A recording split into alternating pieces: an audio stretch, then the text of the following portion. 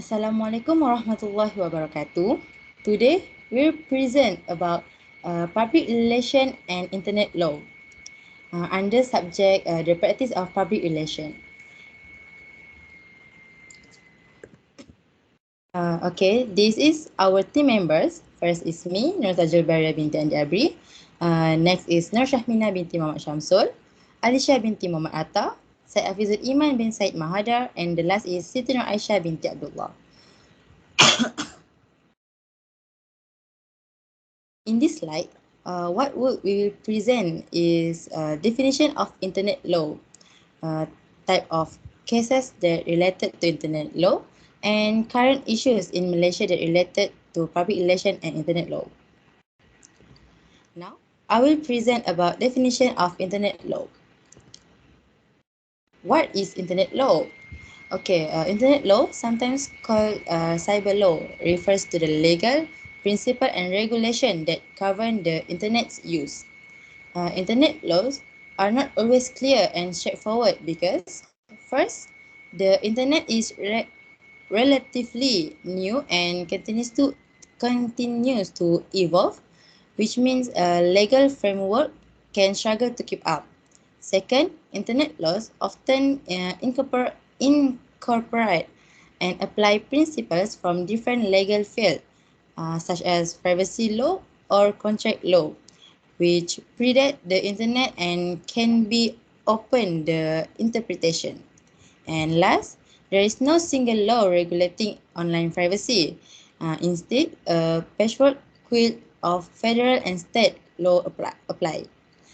In addition, different jurisdictions around the world may have different interpretations of how to apply internet privacy law.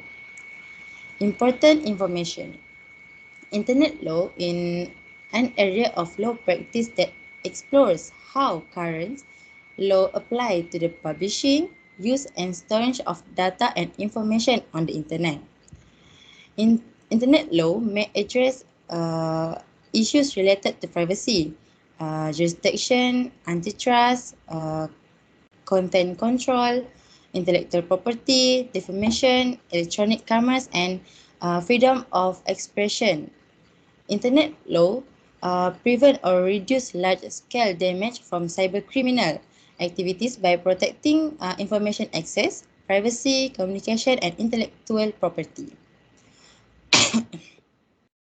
Next is freedom of speech.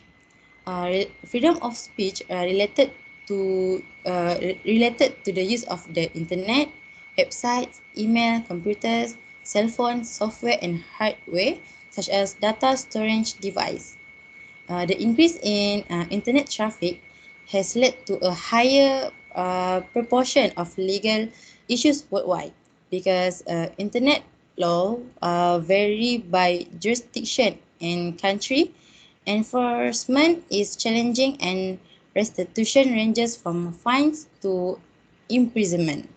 So that's all from me. I will pass this presentation to Syahmina. Thank you. Thank you, Bariyah. Hi everyone, my name is Nur Syahmina binti Muhammad Syamsul and I will continue the presentation which is type of case that related to internet law.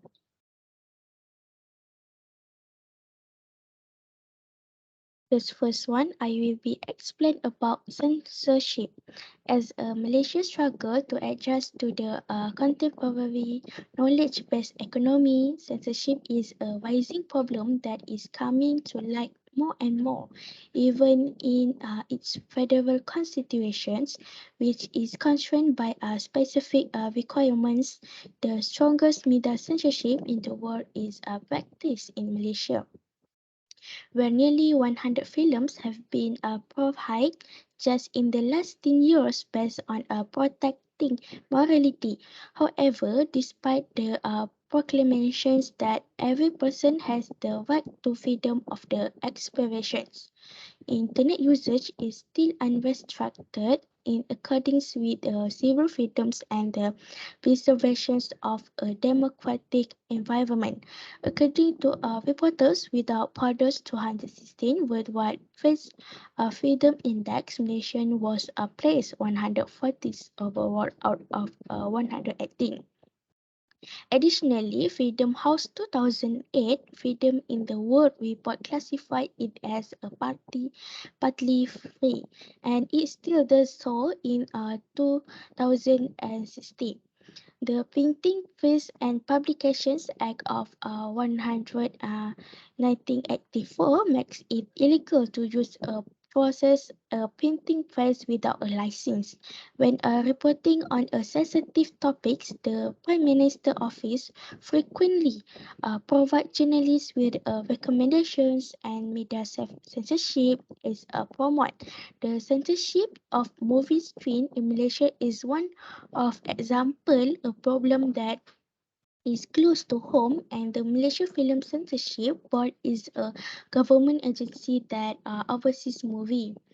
Only viewers who are 18 years of age or are older are permitted to enter Golden Screen Cinemas and Tanjung Golden Village, Malaysia two largest movie that are theatre chains. While movie with nudity sequences completely prohibited by the LPT, that's mean Malaysian Film Censor Board. Despite having an age restriction classification like 18 in Malaysia theatres, the board has recently eased its control. In contrast, a lot of 18 red films containing foul language and graphic violence have recently been released with a little to no censorship. And the government organization in charge of authorizing movie for the public viewing is the Malaysian Film Censorship Board. In conclusion, governments cannot just rely on the uncontroversial measure to improve internet freedom in the face of expanding limitation around the world. So next one, I will be explain about intellectual property. So, intellectual property is a new perspective on the period of a computer used in every day in our life. This set is brought about by the development of multimedia technology that enables interactive learning. This paradigm shift, which is related to the other developments, call for a change in thinking. It needs to be treated carefully and comprehensively to be able to address some of the change in the social structure that will be emerge in the 21st century. The benefits of multimedia technology in the digital is analysis from many angles, but it should also be examined for a legal standpoint. Dealing with ever more complex challenge requires a comprehensive understanding of the law as it relates to information technology. For instance, all the parties involved in the development of multimedia products and services should pay close attention to their obligations to comprehend the legislation of intellectual property rights. From a legal standpoint, it is especially crucial that this is a study respect the people and organizations who have ownership interest in the content that creators of multimedia software employ. Copyright, patent, and trademark are three of the principal intellectual property rights, and the focus on this area of the law is consistent with the idea of universal law, which offers justice to all parties in their individual situations. The first base core of multimedia software development in Malaysia benefit for the national information technology agenda. Malaysia is likewise not exempt for experiencing significant loss because of infringements on intellectual property rights, particularly when it comes to the copyright valuations of computer software.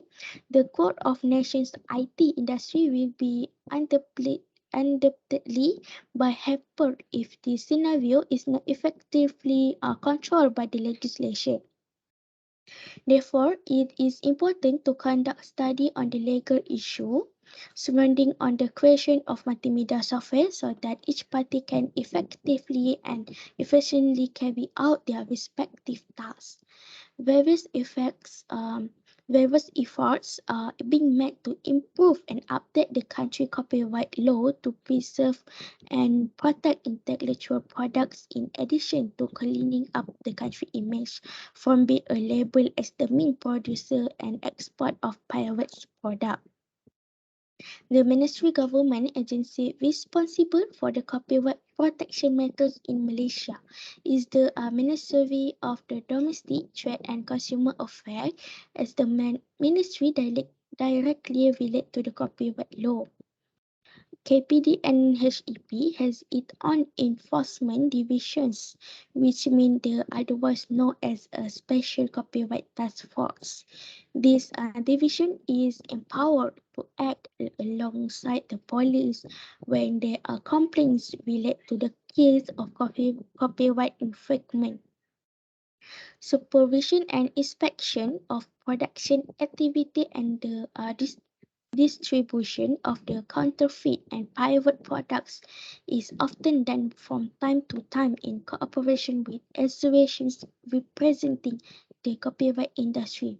In the conclusion, business owners and the product owners are advised to register patents, trademarks, and the copyright so that their products are protected to under the law. This is important to avoid any emissions abuse and passing off where the owner of the registered product can sue the party who missed the product's name. That's all for me. Thank you. And I will pass the presentation to Aleesya.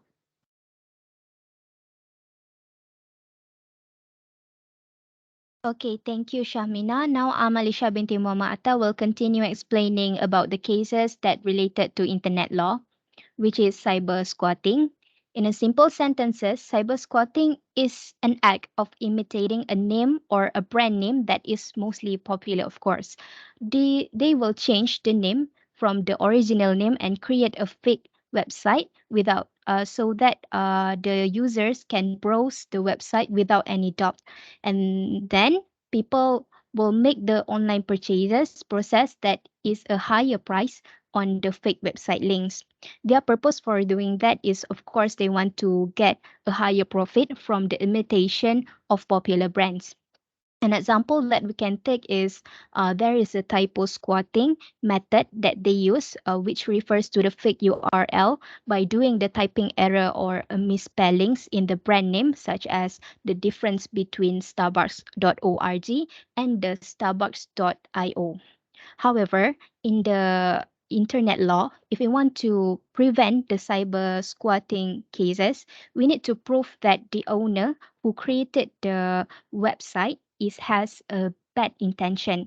And how to do that is we can check it through Malaysian Network Information Center Berhad that not only has a law on how to register name, but they also handle the confusion of the brand name. And next is e-fraud. Okay. E-fraud can also be called as an internet fraud, where it involves online users as a victim of the scammer to gain advantage or money illegally. It is a fault that is emphasized in internet law all over the world because this crime has become popular in this current generation. There are various methods of e-fraud that they use to cheat, which is, for example, malware method is a criminal that will disable users' device or steal personal data of in the software of them. And additionally, there is a denial of services methods where they will interrupt the access of traffic to online in services, system, or network to cause malicious intent. And in Malaysia, in 2021, there are about 20,701 cases of e-fraud that happened that caused a loss of 560.8 million ringgit. And most of the victims involved are due to the SMS fraud, online investment, and online purchases, based on the Bukit Aman's investigation. Therefore, in cyber legislation, the Malaysian government has introduced the Computer Crime Act 1997 to avoid losses, especially in banking companies that have lost a lot since the endemic COVID-19 happened because of more and more people are using online services. And in addition, there are so many acts that will protect the online users, such as Consumer Protection Act 1999 and Trade Descriptions Act 2011. So what can I say is nothing can make it better until we all are aware about the knowledge of the cases and the internet law that we have in our country. So that's all from me. I will pass my presentation to Syed.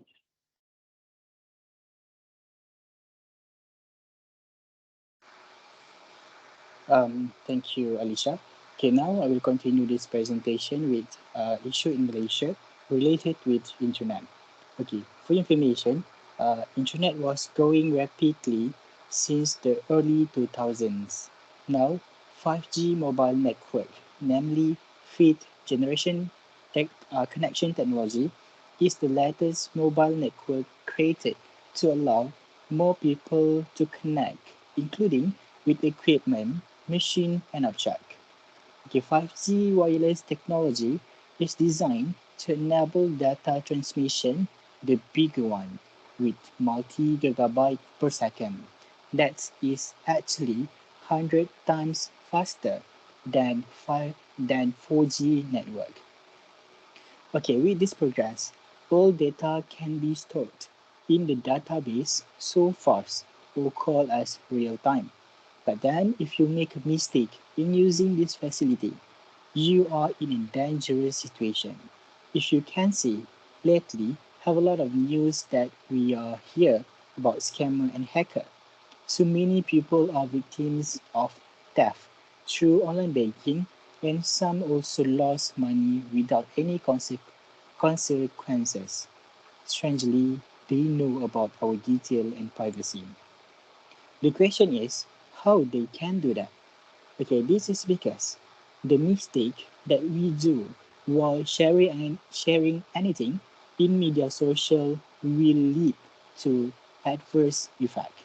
For example, nowadays many people really love to share about their life, but then they don't know the scammer can easily will got the details about the victims information from that action. For example, update about the location they go, pictures of house, number phone, address, and car plate number. Okay, like said, with facilities we have, all the information about us, the scammers will get easily your data. However, some people say it, sometimes technology is very inconvenient. So that I mean, what I mean here is the scammer and hacker got your data from the information you share on social media.